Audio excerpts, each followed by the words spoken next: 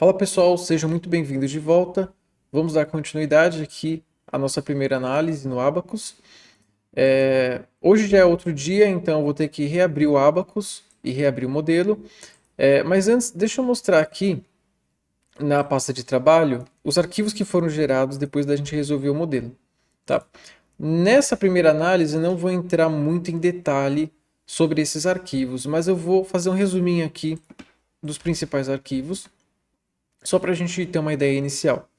Então, esse primeiro aqui a gente já viu, que é o arquivo com extensão .kai, que é o arquivo que a gente utiliza para abrir o modelo dentro do Abacus.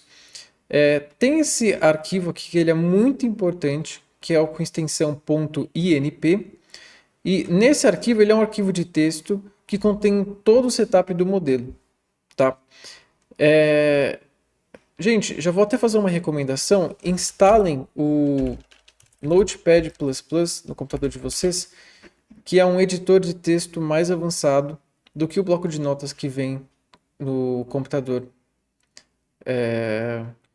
Esse editor de texto é o que eu tenho instalado aqui, então reparem nesse ícone. Esse ícone é do Notepad++. Então, por exemplo, se eu pego esse arquivo INP e peço para abrir, ou até abrir com Notepad++, aí eu vou ter o arquivo de texto aberto aqui. E nesse arquivo de texto .inp, eu tenho toda a configuração do modelo. Então, olha, reparem esse asterisco node é uma função do Abacus para definição de nós. Aí eu tenho um nó com o ID 1 e a coordenada x do nó, y do nó e z do nó. E aí, então, eu tenho a definição de todos os nós do modelo. Lembra que o modelo tinha uns 600 nós? Deixa eu ir descendo aqui, ó. Aí, ó, 616 nós. Cada nó tem uma coordenada XYZ com relação ao sistema de coordenadas global ali do modelo. E aí depois tem a definição do elemento. Então, aí tem um asterisco element, chamando uma função para definição de elementos para o Abacus. Vírgula type igual aí o tipo do elemento, C3D8R. Então, D8 significa que são 8 nós, porque é um elemento de primeira ordem, só tem os nós nos vértices, e R é porque é de integração reduzida. A gente vai estudar sobre isso em específico, a teoria, né, sobre isso, então não se preocupem ainda sobre o que isso tudo significa. E aí aqui tem, olha, o ID do elemento, então o elemento 1, e aí quais são os nós que definem esse elemento. Então, se a gente tem a definição de cada nó e as coordenadas de cada nó, agora, se eu pegar e dizer, olha, o elemento 1 ele é formado por esses 8 nós aqui, então aí eu vou ter o elemento totalmente definido. Tá? O volume do elemento totalmente definido. E aí aqui eu tenho a definição de cada um dos elementos. E lá embaixo, deixa eu até acelerar um pouco, porque eu já estou sendo muito detalhista aqui. Aqui embaixo eu tenho aqui... Deixa eu descer. Deixa eu ir procurar por Ctrl F. Ó, asterisco material, eu tenho a definição do material, que foi definido lá no Abacus. Material, o nome é steel, que a gente definiu.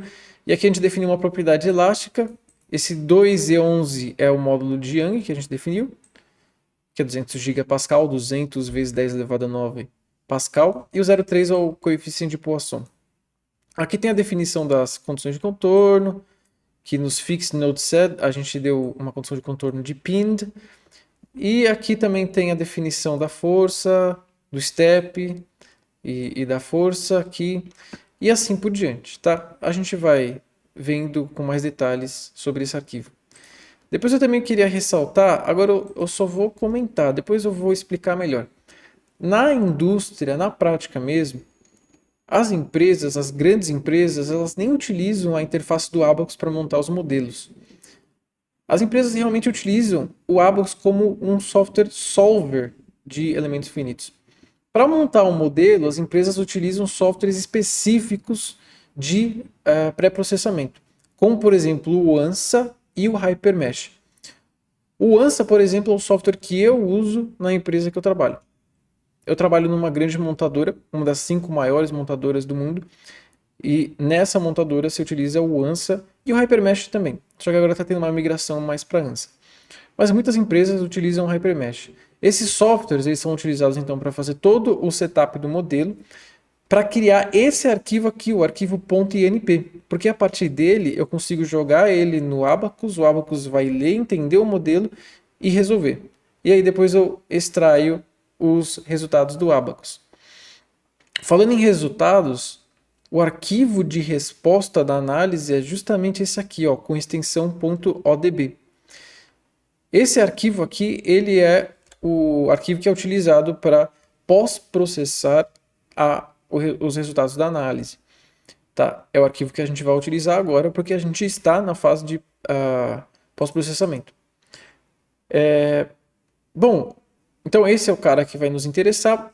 O último que eu vou falar aqui é sobre o .sta.